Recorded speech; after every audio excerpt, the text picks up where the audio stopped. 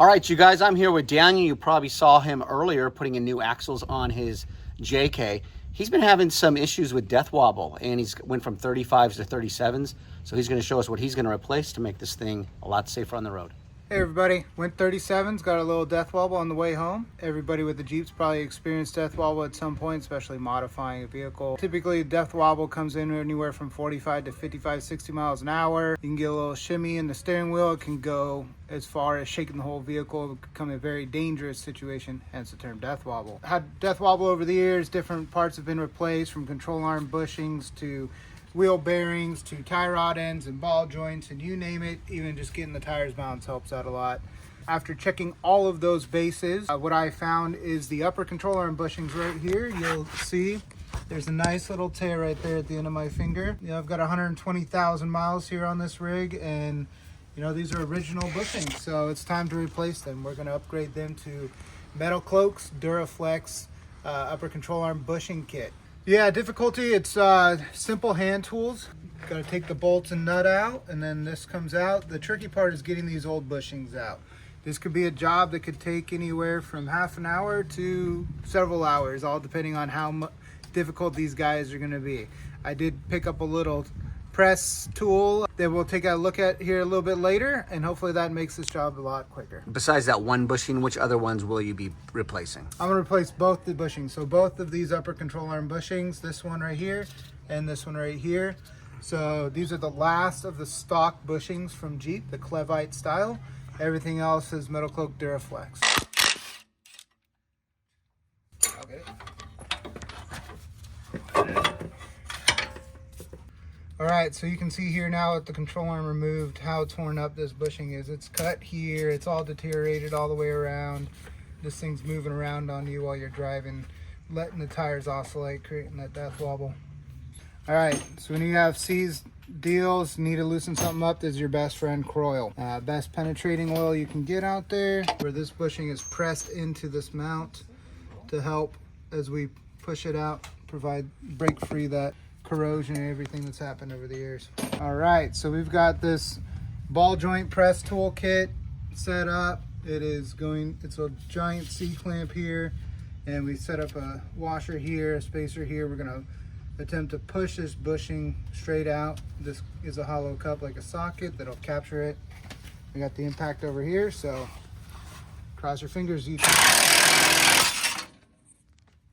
that was easy money. Look at that. All right, so this is the new bushing housing here. This is the bushing that will press inside. This bushing housing will press into the axle here. And as you can see, it doesn't use the factory mount, it's all loose. And when we come to the other side, you can see how the mount's much different. So this kit comes with a new mount. Much beefier, solid billet steel. We're going to cut off the old one right here, and then we're gonna burn in the new one right there. All right, guys, remember, safety's no accident. So get your eye goggles on, you got your ear muffs, because it's loud, and you got your gloves.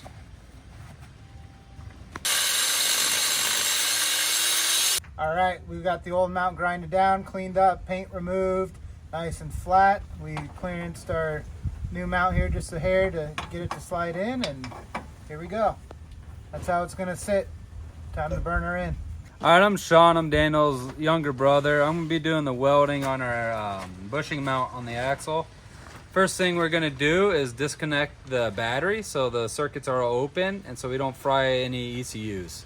That's a great pro tip. Thank you.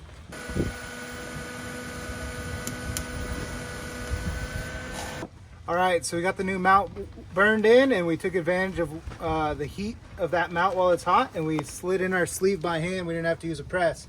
So I'm just holding it here. As the sleeve heats up and expands, it's creating that nice tight, almost pressed in fit there. Work smarter, not harder. All right, so we've got the new housing in, the new bushing sleeve, everything's painted up nice and pretty, and we're gonna install the new bushing. So first step is we slide in these washers to the back. We're gonna lube this thing up.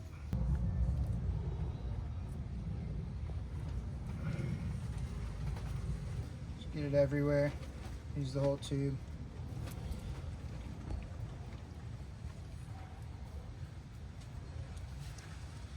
slide her in.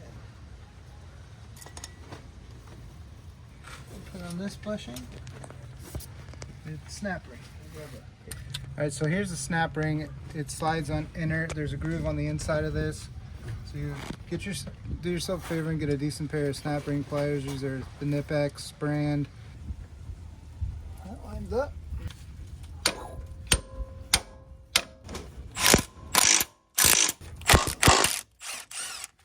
So moving on to the driver's side, a little preparation. We took the locker, I believe this is the sensor indicating if it's locked or not.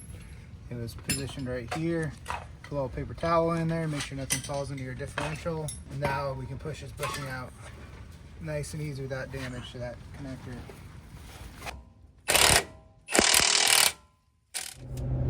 Hey YouTubers, Daniel here. Wanted to report back, got the job done. It was definitely a late night last night. The control arm bushings can definitely present their struggles of getting out the old ones. Without doubt, I'd like to say the mission was success. Death wobble's gone, cruising on the freeway right now. 70 miles an hour, no wobbles, no shakes, steering cider. Definitely recommend to everybody, if you can get your upper control arm bushings swapped out, do so. Do it yourself, go to a shop. It's definitely, if you're having these issues with wheel shimmy, definitely a believer that if you, especially if you take your Jeep off-road, they wear out. So, all right, till the next one.